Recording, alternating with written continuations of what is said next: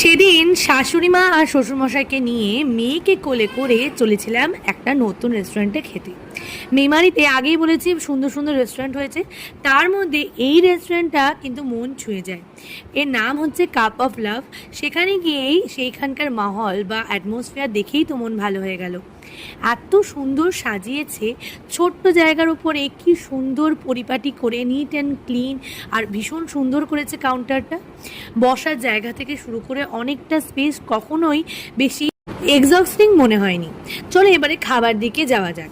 খাবারের মধ্যে আমরা নিয়েছিলাম একটু অন্যরকম আইটেম, মানে আমার শাশুড়ি মা সেদিন ভেজ ছিল, তাই জন্য উনি নিলেন লস্যি, এটা ছিল ম্যাঙ্গো লস্যি। আর আমি খেয়েছিলাম না ননভেজ, এটা হচ্ছে মিক্স চাউমিন। এটা খেতে কিন্তু ভীষণ সুস্বাদু ছিল, আমার মেয়েও খেয়েছে।